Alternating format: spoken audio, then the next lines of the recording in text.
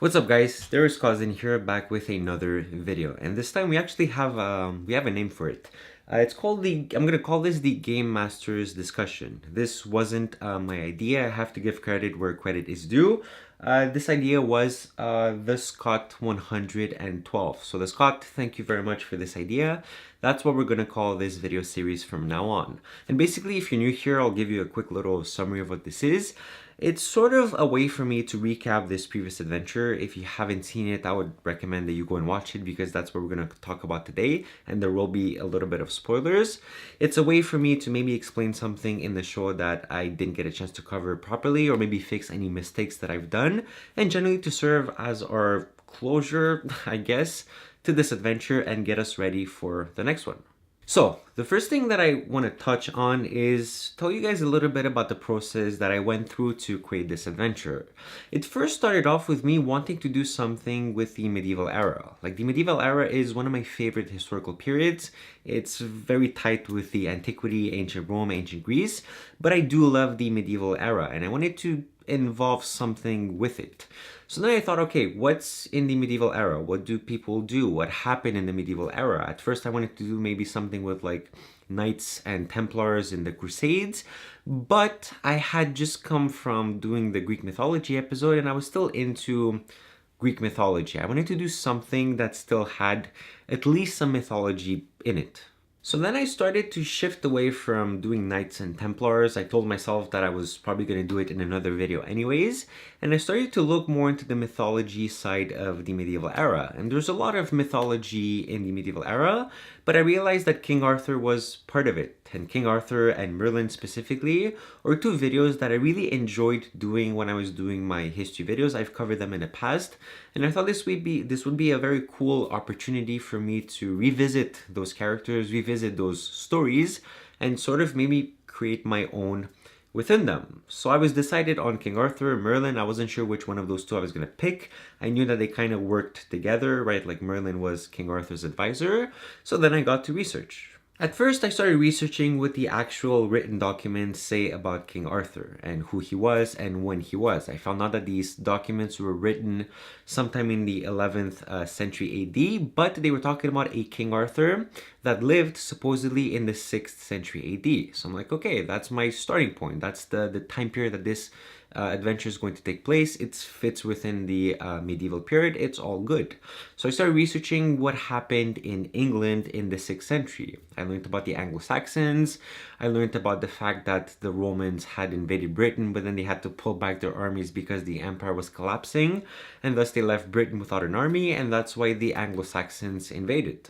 Then I saw that there was this one specific battle that they call the Battle of Badon, which was apparently very significant in the war, in the invasion with the Britons and the Anglo-Saxons. And it was a war that the Britons had actually won, and they won it so good that they pushed back the Anglo-Saxons and prevented them from invading for like a good 40 to 50 years. So I'm like, okay, that's an actual interesting, real, historically accurate battle that we have archaeological evidence of. And bonus points, I read that King Arthur was supposedly the leading warrior in that battle, and it was because of him that the Britons won the war. And after that, it was pretty much easy. Like, the story was almost complete. I knew that I had to do something with the battle. I knew that I had to do something with King Arthur succeeding the battle. And I knew that you had to somehow enable him to win this battle, because we're not changing history in these shows that I'm doing. Nothing that you do will have any effect on history. The only thing that you're going to do is you're going to enable history to happen. So you needed to find a way to save King Arthur and to prevent him from potentially dying, or something else that would prevent him from winning the war.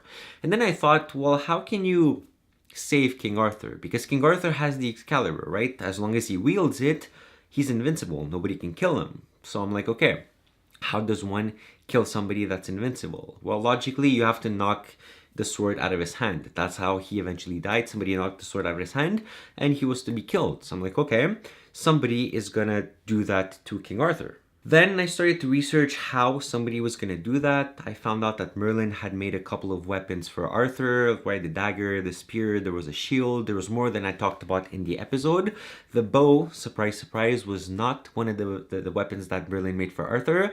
The bow is something that I completely made up, and I made it up because I found that there's the dagger, the Corne 1 dagger, I believe, that makes the person who wields it become completely invisible. So then I used that to kill King Arthur. I'm like, the assassin is gonna hide so that King Arthur is not gonna see him, knock the sword out of his hand, and then just simply backstab him and kill him. So then I had to find a way to prevent that from happening. And since Merlin had made a dagger, a sword, a shield, but not a bow, I'm like, you know what? I'm gonna create my own bow and play it off as if Merlin had done so. And then once I had the bow, I just gave it magical powers to sort of fit with the magical abilities of the other weapons. I made it so that whatever target you hit, you would hit it with 100% accuracy, and that would be the only way to kill the assassin before he kills King Arthur. Then it was the problem of, how do you find the bow? How do I give you guys a choice of succeeding or failing the quest? That's when I learned about the questing beast, how eventually King Arthur and his party would go on to hunt it. Arthur wasn't the one who hunted it was one of his knights, I believe, and this whole story that you went with Aldwin was like way before that. So I'm like, okay, I'm going to use the questing beast, find a way to have it guard the bow. At first I thought it was guarding the bow somehow. Then I just decided to put it in his stomach and then have you hit with the arrow specifically in the stomach without the beast knowing, so that way you had a sort of challenge to complete the quest. And then finally, I had to find two knights, one good one, one bad one. At first I was going to make up my own knights, but then I found actually Pellinor and Sagramore, and I'm so happy that I found Sagramore and how he has a hot temper. It fit perfectly. These were the only two things that were missing from my story for this adventure. And then I started to put everything together, make sure everything's organized properly, and then deliver you guys a very cool adventure. So yeah, that was kind of my thought process on this whole thing. I learned a lot, and I hope that you guys have learned a lot as well. We've learned about the Anglo-Saxons invading England. We've learned about how the Roman Empire got too big and pulled back its armies, leaving a lot of territories unprotected and open to invasion. We've learned about King Arthur, Merlin, the questing beast, Sagramore, Pellinor. We've learned quite a few things, and I hope that you guys enjoyed the stories in the text here, the backstories, the mini backstories.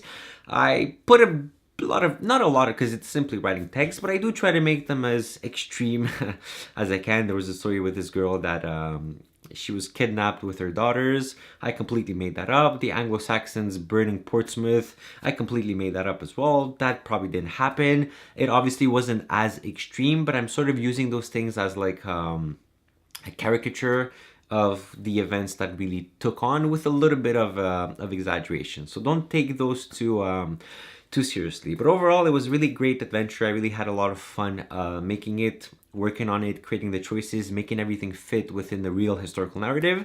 It was so much fun for me. There was a lot of passion into it. And currently, I'm working on the next adventure. So yeah guys, that's kind of everything I wanted to talk about for this video. I really, once again, enjoyed this adventure. I hope that you've enjoyed it as well. Here's to the next one. My name has been Darius. Thank you so much for watching, for being a part of this journey. It's going to be awesome. There's going to be many, many more adventures to come. And honestly, I am super excited. Thank you so much for watching, and I will see you all next week.